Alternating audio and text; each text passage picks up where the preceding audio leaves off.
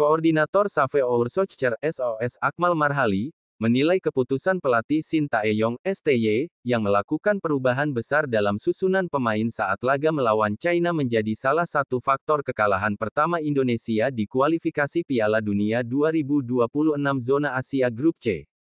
Pertandingan yang berlangsung di Qingdao Youth Stadion, Qingdao, pada Selasa, tanggal 15 Oktober tahun 2024, itu berakhir dengan skor 1-2 untuk kemenangan China. Kekalahan ini membuat Indonesia tertahan di posisi kelima klasemen dengan 3 poin, sementara China tetap di dasar klasemen dengan poin yang sama namun kalah selisih gol.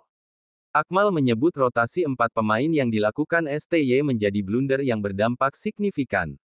Rotasi 4 pemain yang dilakukan pelatih STY dalam laga melawan China ini cukup menjadi kesalahan ketimbang saat melawan Bahrain lalu, ujarnya. Yang cukup fatal dan mengejutkan adalah dicadangkannya Tom Haye. Posisi Haye digantikan oleh Nathan Chuaon. Ini mengurangi daya dobrak timnas, padahal di China sendiri tidak tampil dengan permainan yang istimewa. Dalam laga tersebut, Indonesia sempat tertinggal 0-2 di babak pertama setelah Behram Abduweli mencetak gol pada menit ke-23 dan Yuning Zhang menggandakan keunggulan China di menit ke-44. Tim Garuda baru berhasil memperkecil ketertinggalan di babak kedua melalui gol Tom Haye pada menit ke-86, yang sebelumnya dicadangkan oleh STY. Keputusan STY untuk tidak menurunkan Haye sebagai starter dinilai Akmal sebagai langkah yang menurunkan efektivitas serangan Indonesia. Menggantikan Haye dengan Nathan Chuaon mengurangi daya dobrak kita. Padahal, Tom Haye sudah terbukti menjadi pemain kunci yang mampu memberikan kontribusi signifikan dalam laga-laga sebelumnya, jelasnya. Akmal juga menyoroti pentingnya konsistensi dalam memilih susunan pemain inti, terutama setelah 3 laga kualifikasi. Menurutnya, STY seharusnya sudah memiliki gambaran tentang starting 11 yang menjadi andalan di laga-laga krusial seperti ini. Jika ada perubahan, maksimal 1 atau 2 pemain saja.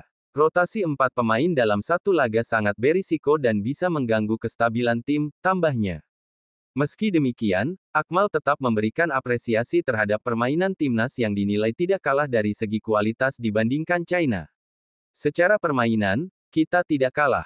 Hanya saja, China lebih efektif dalam memanfaatkan peluang. Kedepannya, kita harus belajar dari kekalahan ini agar mental para pemain bisa bangkit, terutama menjelang laga berat melawan Jepang dan Arab Saudi.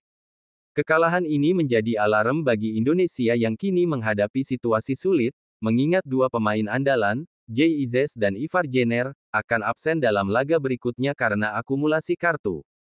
Akmal berharap proses naturalisasi Kevin Dix dapat segera diselesaikan, dan Justin Hubner serta Jordi Amat bisa pulih dari cedera untuk memperkuat lini pertahanan.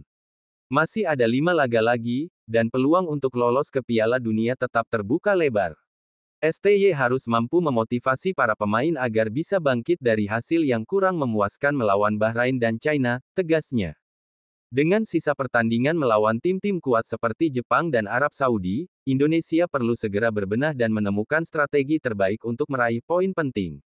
Kekalahan dari China seharusnya menjadi pelajaran berharga bagi STY dalam menyusun strategi dan memilih pemain, sehingga peluang untuk lolos ke Piala Dunia 2026 tetap terjaga.